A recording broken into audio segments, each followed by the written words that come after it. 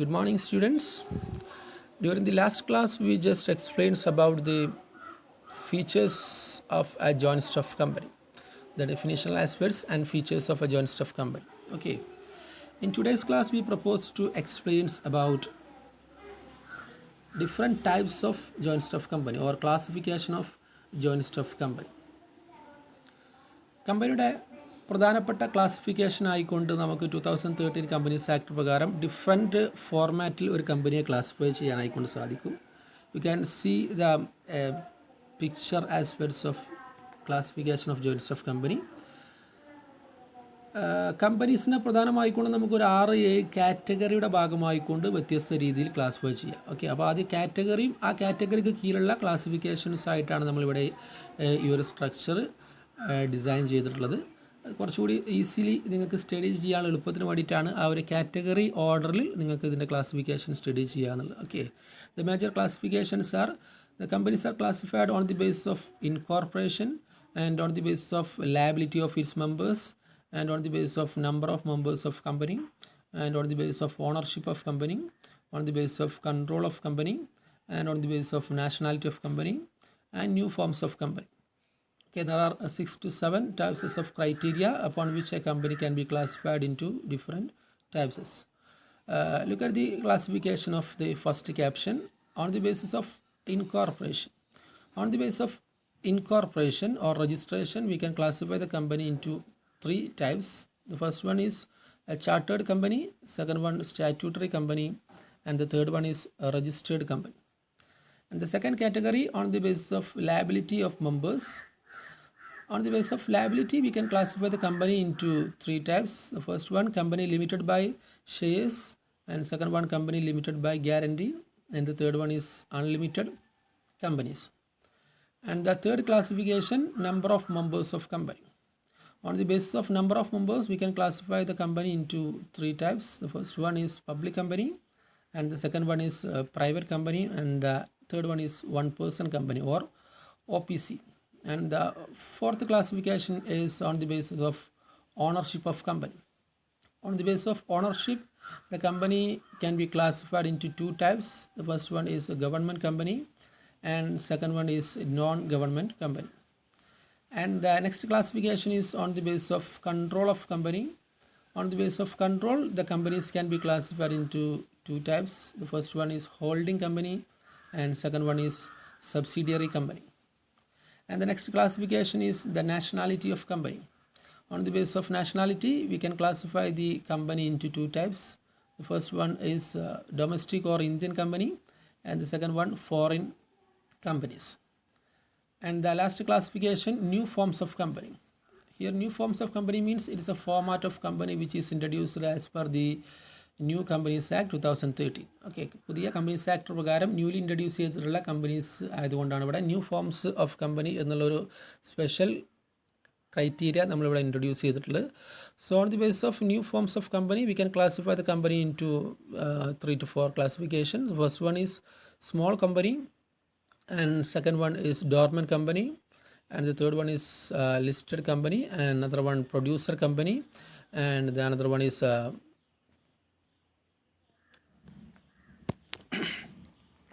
these are the various classifications of joint stock company as per new Companies Act 2013. Okay, and we can just explain each and every components with the details. The first category, on the basis of incorporation. Your incorporation means on the basis of registration, how a company is to be registered or how a company is to be originally formed. Upon this basis, we can classify the company into 3 types: a chartered company and statutory company and a registered company. So the first caption is chartered company. It is a company which is incorporated by crown or king through a royal charter. Actually, this type of company is a kingly ruled state, generally formed in a kingly ruled state. Okay, സാധാരണഗതിയിൽ ഒരു രാജഭരണം നിലനിൽക്കുന്ന രാജ്യങ്ങളിൽ ഒരു രാജ്യത്തിൻ്റെ രാജാവ് അല്ലെങ്കിൽ രാജ്ഞി രാജകീയ വിളംബരത്തിൻ്റെ അടിസ്ഥാനത്തിൽ ഫോം ചെയ്യപ്പെടുന്ന കമ്പനീസിനെയാണ് നമ്മൾ ചാർട്ടേഡ് കമ്പനി എന്നുള്ള പേരിലായിട്ട് അറിയപ്പെടാറുള്ളത്. Okay, this type of company does not require any memorandum of association or articles of association.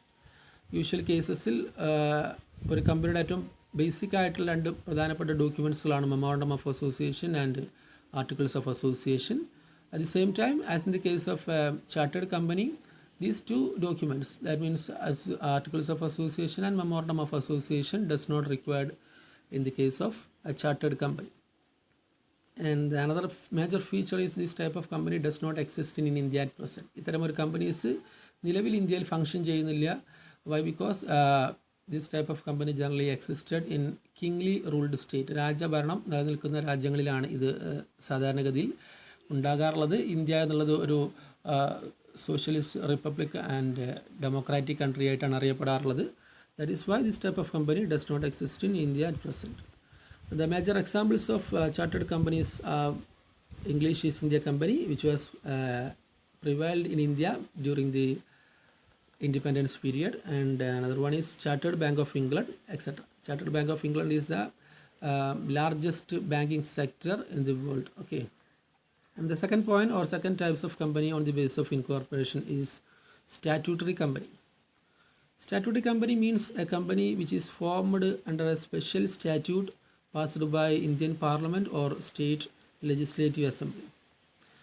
Normal കേസിൽ ഒരു പ്രത്യേക നിയമം വഴി സ്ഥാപിതമാകുന്നു, പ്രത്യേക നിയമം പാസ്സാക്കിയതിൻ്റെ അടിസ്ഥാനത്തിൽ ഫോം ചെയ്യപ്പെടുന്ന കമ്പനീസിനെയാണ് സ്റ്റാറ്റ്യൂട്ടറി കമ്പനി എന്നുള്ള പേരിലായിട്ട് അറിയപ്പെടാറുള്ളത്.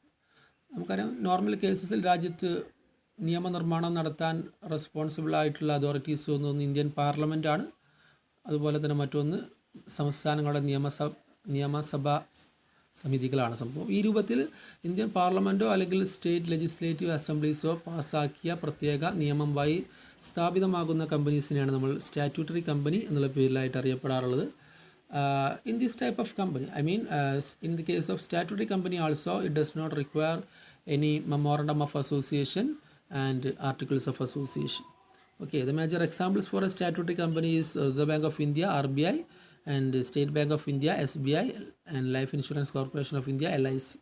Because all these type of companies are formed by a special statute passed in the Parliament. Reserve Bank of India is established under the Act, Reserve Bank of India Act 1934, and SBI, State Bank of India, is passed under the Act, State Bank of India Act 1952, and LIC is formed by the Act, Life Insurance Corporation Act 1956.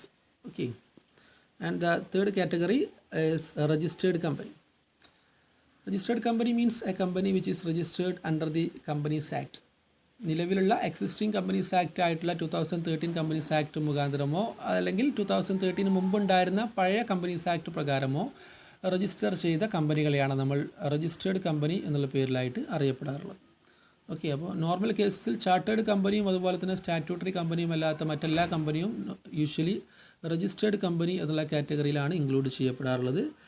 The major feature is that it should have memorandum of association and articles of association for its effective operations. Compulsory ആയിക്കൊണ്ട് ഈ കമ്പനിക്കകത്ത് ഉണ്ടാവേണ്ട രണ്ട് പ്രധാനപ്പെട്ട ഡോക്യുമെൻറ്റ്സുകളാണ് memorandum of association and articles of association. The term memorandum and articles should be clearly explained in the later video session. Okay, and the next second classification of company is companies on the basis of liability. മെമ്പേഴ്സിൻ്റെ ലയബിലിറ്റിയുടെ അടിസ്ഥാനത്തിൽ കമ്പനീസിനെ we can classify into 3 types. The first one is company limited by shares, and second one company limited by guarantee, and the third one is company unlimited companies. Okay, the first category is company limited by shares. It's a company in which the liability of its members is limited to their share capital.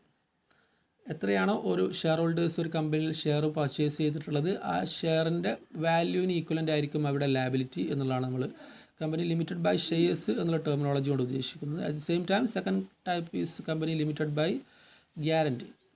It is a company in which the liability of members to contribute the assets of company is limited by its memorandum. കമ്പനിയുടെ memorandum പ്രകാരം company wind up ചെയ്യുന്ന സമയത്ത് കമ്പനിയിലേക്ക് നിശ്ചിത amount കൊടുത്തുകൊള്ളാം എന്ന് പറഞ്ഞുകൊണ്ട് നമ്മൾ സാധാരണ കേസിൽ ചില particular type of companies form ചെയ്യപ്പെടാറുണ്ട്. Usually company limited by guarantee is formed under non profitable organization. Usually ആയിക്കൊണ്ട് നോൺ പ്രോഫിറ്റബിൾ സെക്ടറിലാണ് ഇത്തരം ടൈപ്പ് ഓഫ് കമ്പനീസ് ഫോം ചെയ്യപ്പെടാറുള്ളത്. And this type of company generally does not have any share capital. സാധാരണഗതിയിൽ company limited by guarantee എന്നുള്ള കേസസിൽ അവർ share issue ചെയ്യപ്പെടാറില്ല. At the same time winding അപ്പിൻ്റെ സമയത്ത് ഒരു നിശ്ചിത എമൗണ്ട് കമ്പനിയിലേക്ക് അങ്ങോട്ട് കോൺട്രിബ്യൂട്ട് ചെയ്ത് കൊള്ളാമെന്നുള്ള ഗ്യാരണ്ടിയാണ് അതിൻ്റെ മെമ്പേഴ്സ് പ്രൊവൈഡ് ചെയ്യപ്പെടാറുള്ളത്. Okay. And the third type is unlimited company. As we know that it is a company which does not have any limits on the liability of its members. കമ്പനിയുടെ ബാധ്യതയിൽ share ഹോൾഡേഴ്സിന് പ്രത്യേകിച്ച് limits ഒന്നുമില്ല. Complete ലാബിലിറ്റിയും share holders സ്വന്തം നിലയ്ക്ക് face ചെയ്യേണ്ടതായിട്ട് വരും. In this case, the personal property of its members should be liable to contribute at the time of winding up if the assets are not sufficient to pay its liability. Company wind up ചെയ്ത സമയത്ത് കമ്പനിയുടെ asset liability meetup ചെയ്യാൻ sufficient അല്ല എന്നുണ്ടെങ്കിൽ share holders അവരുടെ personal properties വിറ്റിട്ട് ആ liabilities meet out ചെയ്യേണ്ടതായിട്ട് വരും അൺലിമിറ്റഡ് കമ്പനിയുടെ cases. Okay, so these are the three classifications on the basis of liability. First one, company limited by shares, and second one, company limited by guarantee, and the third one is unlimited companies. Okay, and the third classification is companies on the basis of number of members. How many numbers of members are there in a company? എന്നുള്ള അടിസ്ഥാനത്തിൽ കമ്പനീസിനെ we can classify into three types. The first one is private company, and the second one is a public company, and the third one is one person company, OPC. So the first one, private company. Private company means a company in which the minimum paid up capital of 1 lakh rupees and fulfilling the following conditions. Okay, Companies Act 2013 പ്രകാരം section 2 subsection 68 പ്രകാരം അതിൻ്റെ ഡെഫിനേഷനാണ് കൊടുത്തിട്ടുള്ളത്. Definition ഒരു normal പാരഗ്രാഫിന് പകരം ഒരു sentence related ആയിട്ടാണ് കൊടുത്തിട്ടുള്ളത്. Private company means a company which has minimum paid up capital of 1 lakh rupees and fulfilling the following conditions. The first condition is it should have minimum 2 members and maximum number of members does not exceed 200. At least 2 members നിർബന്ധമായി കൊണ്ടും private കമ്പനിക്കകത്ത് ഉണ്ടായിരിക്കണം. And the maximum number of members should not exceed 200. Okay, ഏറ്റവും ചുരുങ്ങിയത് 2 മെമ്പേഴ്സും പരമാവധി 200 വരെ മെമ്പേഴ്സും include ചെയ്തിട്ടുള്ള കമ്പനീസിനെയാണ് നമ്മൾ പ്രൈവറ്റ് കമ്പനി എന്നുള്ള പേരിലായിട്ട് അറിയപ്പെടാറുള്ളത്. And the second element is restrict the free transfer of shares. Share ഹോൾഡേഴ്സിൻ്റെ ഷെയർ അവർക്ക് ഫ്രീ ആയിട്ട് ട്രാൻസ്ഫർ ചെയ്യാൻ വേണ്ടി പറ്റില്ല. നിലവിലുള്ള ഈ പറയപ്പെട്ട എണ്ണത്തിൻ്റെ ഉള്ളിൽ മാത്രമേ, പരമാവധി 200-ൽ കൂടുതൽ ഷെയർ ഹോൾഡേഴ്സ് ഉണ്ടാവാൻ പാടില്ല എന്നുകൊണ്ട് തന്നെ അതിൻ്റെ അകത്തുള്ള ട്രാൻസ്ഫറിങ് മാത്രമേ പെർമിറ്റ് ചെയ്യപ്പെടുള്ളൂ. ഒരു ജനറൽ ആയിട്ടുള്ള ഒരു എക്സ്റ്റേണൽ ട്രാൻസ്ഫറിങ് ഒരിക്കലും പെർമിറ്റബിൾ അല്ല എന്നർത്ഥം. And the third element is prohibit the public invitation of shares. Company share issue ചെയ്യുന്ന സമയത്ത് ജനറൽ പബ്ലിക്കിലേക്ക് ഡയറക്റ്റ് ആയിക്കൊണ്ട് ഷെയർ ഇഷ്യൂ ചെയ്യുക എന്നുള്ള മെത്തഡോളജി ഒരു പ്രൈവറ്റ് കമ്പനിയെ സംബന്ധിച്ചിടത്തോളം അപ്ലിക്കബിൾ അല്ല. So these are the major 3 elements of A private company. Private company means a company which has minimum paid up capital of 1 lakh rupees and fulfilling the conditions like minimum 2 members and maximum number should not exceed 200 and restrict free transfer of shares and prohibit the public invitation of shares. And another major question that may be appear in the university exam is privileges or major rules of private company. ഒരു private കമ്പനിക്ക് മറ്റു public കമ്പനിയുമായി compare ചെയ്യുന്ന സമയത്തുള്ള ചില മുൻഗണനകൾ എന്തൊക്കെയാണ്, ചില പ്രിവിലേജസുകൾ എന്തൊക്കെയാണെന്നാണ് ഉദ്ദേശിക്കുന്നത്. First one is it can be easily formed. It can be easily formed എന്ന് ഉദ്ദേശിക്കുന്നത് ഒരു കമ്പനിയുടെ ഫോർമേഷനുമായി ബന്ധപ്പെട്ട് യൂഷ്വലി ഓൾറെഡി നമ്മൾ സൂചിപ്പിച്ചിട്ടുള്ള അല്ലെങ്കിൽ അടുത്ത ചാപ്റ്ററിൽ നമുക്ക് എടുക്കാനുള്ളതാണ്. നോർമൽ കേസിൽ 3 സ്റ്റേജസുകളാണ് ഉണ്ടാവുക. പ്രൊമോഷൻ, ഇൻകോർപ്പറേഷൻ, ഫ്ലോട്ടേഷൻ എന്നുള്ള 3 stages. At the same time in the case of A private കമ്പനിക്ക് ആദ്യത്തെ 2 സ്റ്റേജസ് കംപ്ലീറ്റ് ആക്കിയാൽ തന്നെ കമ്പനിയുടെ ബിസിനസ് ഓപ്പറേഷൻ സ്റ്റാർട്ട് ചെയ്യാൻ വേണ്ടി പറ്റും. So it can be easily formed. And the second point, it require only 2 members. 2 ആളുണ്ടായാൽ തന്നെ കമ്പനി സ്റ്റാർട്ട് ചെയ്യാൻ വേണ്ടി പറ്റും. And the third point, need not issue prospectus. Prospectus എന്നുള്ളത് കമ്പനി ഷെയർ ഇഷ്യൂ ചെയ്യുന്ന സമയത്ത്, പബ്ലിക്കിലേക്ക് ഷെയർ ഇഷ്യൂ ചെയ്യുന്ന സമയത്ത് ഇഷ്യൂ ചെയ്യുന്ന ഒരു ഡോക്യുമെൻ്റാണ് പ്രോസ്പെക്ടസ് എന്നുള്ളത്. പ്രൈവറ്റ് കമ്പനിയുടെ കേസസിൽ ജനറൽ പബ്ലിക്കിലേക്ക് നേരിട്ട് ഷെയർ ഇഷ്യൂ ചെയ്യാൻ പറ്റാത്തത് കൊണ്ട് തന്നെ പ്രോസ്പെക്ടസ് ഇറക്കേണ്ട ആവശ്യമില്ല. Need not issue prospectus. Okay. And exempted from minimum subscription. Share issue ചെയ്യുന്ന സമയത്ത് വരുന്ന ഒരു ടേമാണ് മിനിമം സബ്സ്ക്രിപ്ഷൻ എന്നുള്ളത്. എത്ര എണ്ണം ഷെയറാണോ ഇഷ്യൂ ചെയ്തിട്ടുള്ളത് അതിൻ്റെ നിശ്ചിത ശതമാനമെങ്കിലും ആളുകൾ വാങ്ങിക്കണം എന്നുള്ളതിനാണ് നമ്മൾ മിനിമം സബ്സ്ക്രിപ്ഷൻ എന്ന് പറയാം. ഈ ഒരു ടേം പ്രൈവറ്റ് കമ്പനിയെ സംബന്ധിച്ചിടത്തോളം ബാധകമല്ല. മിനിമം സബ്സ്ക്രിപ്ഷൻ എന്നുള്ളത് പ്രൈവറ്റ് കമ്പനിയെ സംബന്ധിച്ചിടത്തോളം എക്സംപ്റ്റഡ് ആണ്. And the next element is only require 2 directors. 2 directors ഉണ്ടായാൽ തന്നെ ഒരു പ്രൈവറ്റ് കമ്പനിക്ക് അതിൻ്റെ ബിസിനസ് ഓപ്പറേഷൻ സ്റ്റാർട്ട് ചെയ്യാൻ വേണ്ടി പറ്റും. And the quorum is 2. Share ഹോൾഡേഴ്സിൻ്റെ മീറ്റിംഗ് നടക്കുന്ന സമയത്ത് കോറം എന്ന് പറഞ്ഞു കഴിഞ്ഞാൽ മീറ്റിങ്ങിൽ നിർബന്ധമായിക്കൊണ്ട് പങ്കെടുക്കേണ്ട ഏറ്റവും ചുരുങ്ങിയ എണ്ണം ആളുകളെയാണ് നമ്മൾ കോറം എന്നുള്ള പേരിലായിട്ട് അറിയപ്പെടുക. പ്രൈവറ്റ് കമ്പനിയുടെ കേസസിൽ കോറം എന്നുള്ളത് 2 ആളുണ്ടായാൽ തന്നെ കോറം തികയുമെന്നുള്ളതാണ് ഉദ്ദേശിക്കുന്നത്. Okay. And next major privilege is directors retirement by rotation is not applicable. Directors retirement by rotation എന്നുള്ളത് യൂഷ്വലി ഒരു പബ്ലിക് കമ്പനിയുടെ കേസിൽ ബാധകമായിട്ടുള്ള റൂൾസാണ്. ഒരു കമ്പനിയുടെ മൊത്തം ഡയറക്ടേഴ്സിൻ്റെ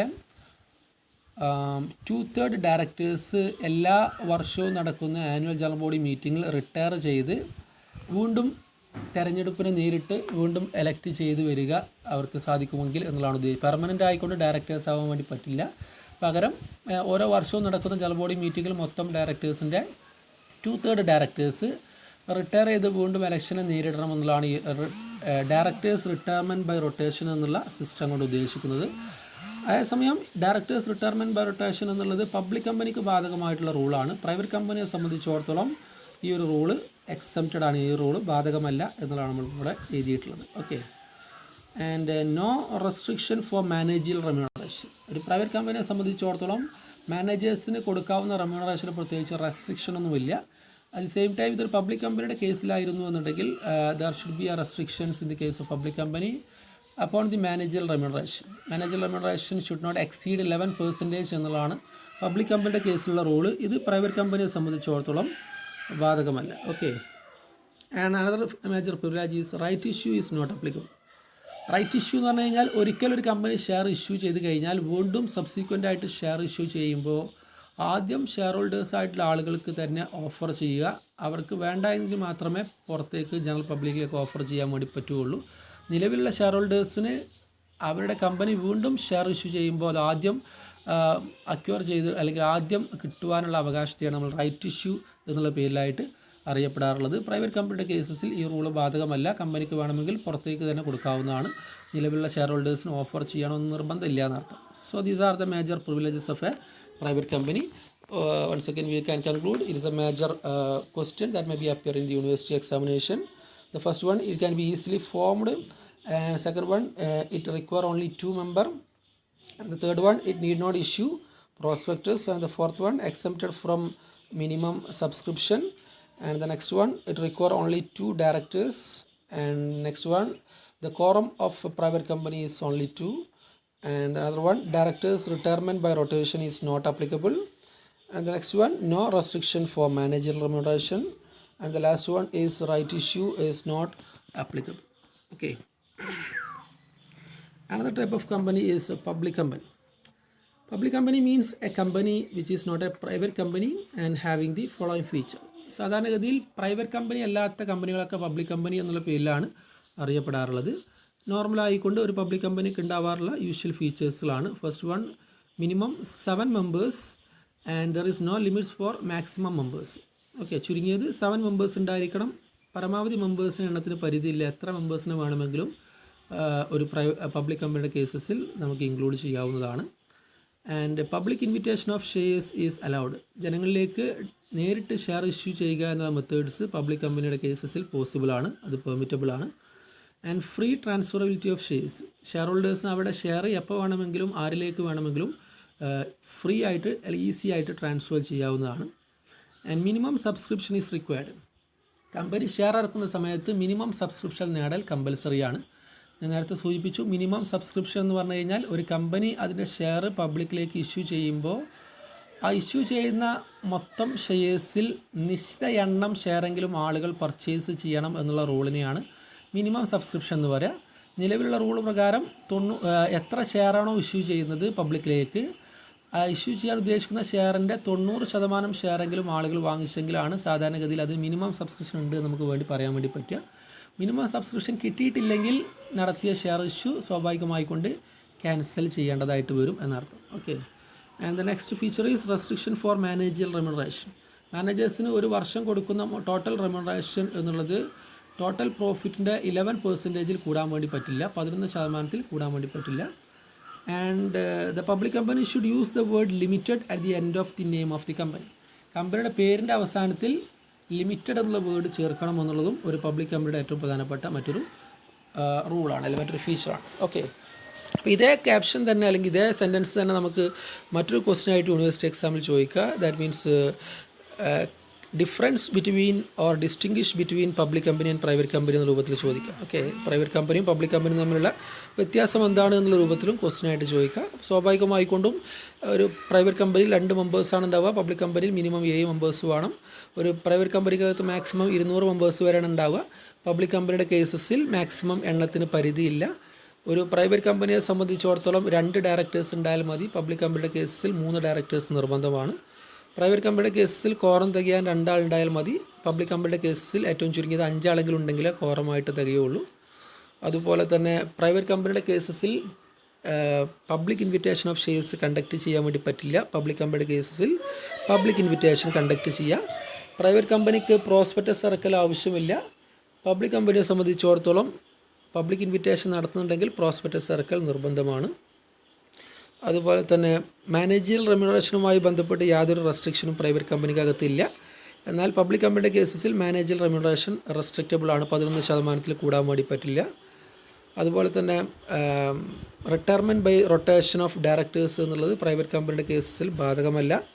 എന്നാൽ retirement by rotation of directors എന്നുള്ളത് ഒരു പബ്ലിക് കമ്പനിയുടെ കേസസിൽ ബാധകമാണ്. അതുപോലെ തന്നെ പേരിൻ്റെ അവസാനത്തിൽ പ്രൈവറ്റ് കമ്പനിയുടെ കേസസിൽ പ്രൈവറ്റ് ലിമിറ്റഡ് എന്ന് ചേർക്കണം. പബ്ലിക് കമ്പനിയുടെ കേസസിൽ ലിമിറ്റഡ് എന്നുള്ള വേർഡാണ് ചേർക്കേണ്ടതായിട്ടുള്ളത്. അതുപോലെ തന്നെ ഒരു പ്രൈവറ്റ് കമ്പനിയുടെ കേസസിൽ ഷെയർ ഇഷ്യൂ ചെയ്യുമ്പോൾ മിനിമം സബ്സ്ക്രിപ്ഷൻ നേടൽ ആവശ്യമില്ല. എന്നാൽ ഒരു പബ്ലിക് കമ്പനിയുടെ കേസസിൽ മിനിമം സബ്സ്ക്രിപ്ഷൻ നേടൽ ആവശ്യമാണ്. അപ്പോൾ ഈ രീതിയിൽ distinguish between or difference between private company and public company എന്നുള്ള ക്വസ്റ്റ്യൻ ചോദിച്ചു കഴിഞ്ഞാലും നമുക്കതിൻ്റെ ആൻസർ ഫ്രെയിം ചെയ്യാൻ വേണ്ടി പറ്റണം. ഓക്കെ, ആ കാര്യം കൂടി അതിൻ്റെ ഭാഗമായിക്കൊണ്ട് ശ്രദ്ധിക്കുക. The third type of company on the base of number of members is 1 person company. ഒരു കമ്പനിക്കകത്ത് എത്ര മെമ്പേഴ്സ് ഉണ്ടാകും എന്നതിൻ്റെ അടിസ്ഥാനത്തിൽ ആദ്യത്തിൽ നമ്മൾ പ്രൈവറ്റ് കമ്പനി പറഞ്ഞു, മിനിമം 2 ആൾ, മാക്സിമം 200 ആണ് അതിലുണ്ടാവുക. രണ്ടാമത്തെ പബ്ലിക് കമ്പനി, അവിടെ മിനിമം 7 മെമ്പേഴ്സ്, മാക്സിമത്തിന് ലിമിറ്റ് ഇല്ല. മൂന്നാമത്തെ ടൈപ്പ് വരുന്നത് 1 പേഴ്സൺ കമ്പനി എന്നുള്ളതാണ്. According to section 2 subsection 62 of companies act 2013, 1 person company means A company with only 1 person as it's member. ഒരൊറ്റ മെമ്പർ മാത്രമുള്ള, ഒരൊറ്റ ഷെയർ ഹോൾഡർ മാത്രമുള്ള കമ്പനിയാണ് നമ്മൾ 1 പേഴ്സൺ കമ്പനി എന്നുള്ള പേരിലായിട്ട് അറിയപ്പെടുക. ഈ 1 പേഴ്സൺ കമ്പനി എന്നുള്ള 2013 കമ്പനീസ് ഓൺവേർഡ്സ് മുതൽ ഇൻട്രൊഡ്യൂസ് ചെയ്തിട്ടുള്ളതാണ്. ഇതൊരു പുതിയ ഫോർമാറ്റ് ഓഫ് കമ്പനിയാണ്. Okay, the rules of 1 person company or features of 1 person company. It is A type of private company. ഇതൊരു പ്രൈവറ്റ് കമ്പനി ആയിട്ടാണ് അറിയപ്പെടുക. ഒറ്റ മെമ്പർ മാത്രമേ ഉള്ളൂ എങ്കിൽ പോലും 1 പേഴ്സൺ കമ്പനി എന്നുള്ളത് ആക്ച്വലി ഒരു പ്രൈവറ്റ് കമ്പനിയുടെ കാറ്റഗറിക്ക് കീഴിലാണ് വരിക. സെക്കൻഡ് പോയിൻറ്റ്, ഓൺലി 1 മെമ്പർ, ഒരൊറ്റ മെമ്പർ മാത്രമേ ഉണ്ടാവുള്ളൂ. അതേസമയം ഒരു മെമ്പർ ഉണ്ടാവുന്നതോടൊപ്പം തന്നെ ഒരു നോമിനി കൂടി വേണം. അതായത് മെമ്പർ മരണപ്പെടുകയോ മറ്റു ലീഗൽ ഇനബിലിറ്റിയോ ഉണ്ടാകുകയാണെന്നുണ്ടെങ്കിൽ ആ മെമ്പർക്ക് പകരം പുതിയൊരു മെമ്പർ ആവാൻ വേണ്ടിയിട്ടാണ് നോമിനി അപ്പോയിൻമെൻറ്റ് ചെയ്യുന്നത്. Okay, and only Indian citizen who is a resident in India is eligible to form OPC. സാധാരണഗതിയിൽ 1 പേഴ്സൺ കമ്പനി ഒരു സിംഗിൾ മെമ്പർ മാത്രമേ ഉണ്ടാവുകയുള്ളൂ എന്നതുകൊണ്ട് തന്നെ ആ വ്യക്തി ഇന്ത്യൻ സിറ്റിസൺ ആയിരിക്കണം. ഇന്ത്യൻ സിറ്റിസണായി മാത്രം പോരാ, റെസിഡൻ്റ് ആയിട്ടുള്ള ഇന്ത്യൻ സിറ്റിസൺ ആയിരിക്കണം. ഇത് റെസിഡൻ്റ് ആയിട്ടുള്ള ഇന്ത്യൻ സിറ്റിസൺ എന്ന് പറഞ്ഞു കഴിഞ്ഞാൽ resident means A person who is stay in India at least 182 days during the last previous year. ഒരു വർഷം ഇന്ത്യയിൽ ഏറ്റവും ചുരുങ്ങിയത് 182 ദിവസം ഇന്ത്യയിൽ സ്റ്റേ ചെയ്യുന്ന ആളുകളെയാണ് നമ്മൾ റെസിഡൻറ്റ് എന്നുള്ള പേരിലായിട്ട് അറിയപ്പെടും. ഇന്ത്യൻ സിറ്റിസൺ ആയതുകൊണ്ട് ഇന്ത്യൻ റെസിഡൻ്റ് ആവണമെന്നില്ല. ഓക്കെ, അപ്പോൾ ഇന്ത്യൻ സിറ്റിസൺ ആവുകയും വേണം, ഇന്ത്യൻ റെസിഡൻ്റ് ആവുകയും വേണം. അതായത് 182 ദിവസം സാധാരണ എല്ലാ വർഷവും ഇന്ത്യയിൽ ഉണ്ടാകുന്ന ആളായിരിക്കണം എന്നർത്ഥം. Okay, and there must be written consent of nominee. Nominee ഉണ്ടാകണമെന്ന് ഞാൻ നേരത്തെ പറഞ്ഞു. നോമിനി ഉണ്ടായാൽ മാത്രം പോരാ, നോമിനിയുടെ കൺസെൻറ്റ് റിട്ടേൺ ആയിട്ടുള്ള കൺസെൻറ്റ് ഉണ്ടായിരിക്കണം. ഫോം INC 3 എന്നുള്ള ഫോർമാറ്റിൽ റിട്ടേൺ കൺസെൻറ്റ് ഉണ്ടായിരിക്കണം. And the next point, the nominee may change at any time. നോമിനിയുടെ പേര് നമുക്ക് എപ്പോൾ വേണമെങ്കിലും മെമ്പർക്ക് മാറ്റാവുന്നതാണ്. ഒരു പേര് നോമിനിയായിട്ട് കൊടുത്തു കഴിഞ്ഞാൽ എല്ലായ്പ്പോഴും അയാൾ തന്നെ നോമിനി ആവണം നിർബന്ധമില്ല. നോമിനിയുടെ പേര് കൃത്യമായി കൊണ്ട് അയാളെ അറിയിച്ചുകൊണ്ട് എപ്പോൾ വേണമെങ്കിലും നമുക്ക് ചേഞ്ച് ചെയ്യാവുന്നതാണ്. Okay, so these are the major rules of one-person company, and continuing with some other rules also. Next point, a person shall not be a member of or nominee of more than one OPC. ഒരു വ്യക്തിക്ക് ഒന്നിൽ കൂടുതൽ one person കമ്പനിയിൽ member ആവാനോ nominee ആവാനോ permission ഉണ്ടായിരിക്കുന്നതല്ല എന്നർത്ഥം. ഒരു വ്യക്തിയെ സംബന്ധിച്ചിടത്തോളം at a ടൈമിൽ ഒരൊറ്റ വൺ പേഴ്സൺ കമ്പനിയുടെ മെമ്പർ ആവാൻ വേണ്ടി മാത്രമേ പറ്റുള്ളൂ. അതേപോലെ തന്നെ ഒരു വ്യക്തിക്ക് അറ്റ് എ ടൈമിൽ ഒരു സിംഗിൾ വൺ പേഴ്സൺ കമ്പനിയുടെ നോമിനി ആവാൻ വേണ്ടി മാത്രമേ പറ്റുള്ളൂ. ഒന്നിൽ കൂടുതൽ വൺ പേഴ്സൺ കമ്പനിയുടെ നോമിനി ആവാനോ മെമ്പർ ആവാനോ ഒരു ഇൻഡിവിജ്വലെ സംബന്ധിച്ചിടത്തോളം ബാധകമല്ല എന്നർത്ഥം. And the one person company need not hold annual general body meeting. AGM എന്ന് പറഞ്ഞു കഴിഞ്ഞാൽ ആനുവൽ ജനറൽ ബോഡി മീറ്റിംഗ് എന്നുള്ളതാണ്, വാർഷിക മീറ്റിംഗ് എന്ന് പറയും. അപ്പോൾ ആനുവൽ ജനറൽ ബോഡി മീറ്റിംഗ് നടത്തൽ വൺ പേഴ്സൺ കമ്പനിയെ സംബന്ധിച്ചിടത്തോളം നിർബന്ധമല്ല എന്നർത്ഥം. And next feature, minor cannot become a member of company, member of one person company. പ്രായപൂർത്തിയാവാത്ത മൈനറെ സംബന്ധിച്ചിടത്തോളം വൺ പേഴ്സൺ കമ്പനിയുടെ മെമ്പർ ആവാൻ വേണ്ടി പറ്റില്ല. And one person company cannot carry non banking financial services. ഒരു OPC കമ്പനിയെ സംബന്ധിച്ചിടത്തോളം ബാങ്കിങ് റിലേറ്റഡ് ആയിട്ടുള്ള, അതായത് ബാങ്ക് അല്ലാത്ത എന്നാൽ ബാങ്കിൻ്റെ ഫംഗ്ഷൻ പെർഫോം ചെയ്യുന്ന സ്ഥാപനങ്ങളെയാണ് നമ്മൾ നോൺ ബാങ്കിങ് ഫൈനാൻഷ്യൽ ആക്ടിവിറ്റീസ് എന്നുള്ള പേരിലായിട്ട് അറിയപ്പെടാറുള്ളത്. അതായത് ഡെപ്പോസിറ്റ് സ്വീകരിക്കുക, ലോൺ ഇഷ്യൂ ചെയ്യുക, എന്നാൽ ബാങ്ക് എന്നുള്ള വേർഡ് ഉപയോഗിക്കാൻ പറ്റാത്ത ഒരുപാട് സ്ഥാപനങ്ങൾ ഉണ്ടാവാറുണ്ട്. ഈ രീതിയിൽ ഫൈനാൻഷ്യൽ ട്രാൻസാക്ഷൻ നടത്തുന്ന, ഡെപ്പോസിറ്റ് ആക്സെപ്റ്റ് ചെയ്യുക, ലോൺ ഇഷ്യൂ ചെയ്യുക എന്നുള്ള ഫൈനാൻഷ്യൽ ട്രാൻസാക്ഷൻ നടത്തുന്ന സ്ഥാപനങ്ങൾ ഒരു കാരണവശാലും വൺ പേഴ്സൺ കമ്പനി എന്ന രൂപത്തിൽ രജിസ്റ്റർ ചെയ്യാൻ വേണ്ടി പറ്റില്ല. Okay. And one person company cannot convert into another unless 2 year completed. Company തുടങ്ങി 2 വർഷം കഴിയാതെ വൺ പേഴ്സൺ കമ്പനിയെ പ്രൈവറ്റ് കമ്പനി ആക്കാനോ പബ്ലിക് കമ്പനിയായിട്ട് കൺവേർട്ട് ചെയ്യാനോ പറ്റുന്നതല്ല. ആ കാര്യവും പ്രത്യേകമായിക്കൊണ്ട് ശ്രദ്ധിക്കും. Okay. So these are the major rules of one person company. And another caption is conversion of one person company. ഒരു വൺ പേഴ്സൺ കമ്പനി ചില പ്രത്യേക സാഹചര്യങ്ങളിൽ നിർബന്ധമായിക്കൊണ്ട് പ്രൈവറ്റ് കമ്പനി ആക്കിയിട്ടോ പബ്ലിക് കമ്പനി ആക്കിയിട്ടോ കൺവേർട്ട് ചെയ്യേണ്ടതായിട്ട് വരും. 2 സിറ്റുവേഷൻസാണ് ഇവിടെ വരുന്നത്. When paid up capital of A one person company is exceed 50 lakh rupees. ഒരു വൺ പേഴ്സൺ കമ്പനിയുടെ പെയ്ഡ് അപ്പ് ക്യാപിറ്റൽ 50 lakh rupeesന് മുകളിൽ പോയി കഴിഞ്ഞാൽ 6 മാസത്തിനുള്ളിൽ നിർബന്ധമായിക്കൊണ്ടും ആ വൺ പേഴ്സൺ കമ്പനിയെ ഒരു പ്രൈവറ്റ് കമ്പനി ആക്കിയിട്ടോ അല്ലെങ്കിൽ ഒരു പബ്ലിക് കമ്പനി ആക്കിയിട്ടോ കൺവേർട്ട് ചെയ്യേണ്ടതായിട്ട് വരും. അതുപോലെ മറ്റൊരു സിറ്റുവേഷൻ വരുന്നത് annual turn over exceed 2 crore rupees. Annual turn over exceed 2 crore rupees. ഒരു വൺ പേഴ്സൺ കമ്പനിയുടെ ആനുവൽ ആവറേജ് ടേൺ ഓവർ 3 വർഷം കൂടുമ്പോഴുള്ള അതിൻ്റെ ടേൺ ഓവറിൻ്റെ ആവറേജ് എടുക്കുമ്പോൾ അത് 2 കോടിക്ക് മുകളിൽ പോകാൻ പാടില്ല. അങ്ങനെ പോയി കഴിഞ്ഞാൽ 6 മാസത്തിനുള്ളിൽ നിർബന്ധമായിക്കൊണ്ടും വൺ പേഴ്സൺ കമ്പനിയെ പ്രൈവറ്റ് കമ്പനി ആക്കിയോ അല്ലെങ്കിൽ പബ്ലിക് കമ്പനി ആക്കിയിട്ടോ കൺവേർട്ട് ചെയ്യേണ്ടതായിട്ട് വരും. അവിടെ പറഞ്ഞു വരുന്നത് ഒരു വൺ പേഴ്സൺ കമ്പനിയെ സംബന്ധിച്ചിടത്തോളം പരമാവധി ഉണ്ടാവാൻ പറ്റുന്ന ക്യാപിറ്റൽ എന്നുള്ളത് 50 ലക്ഷം റുപ്പീസാണ്. പരമാവധി ഉണ്ടാവാൻ പറ്റുന്ന ആവറേജ് പ്രോഫിറ്റ് എന്നുള്ളത്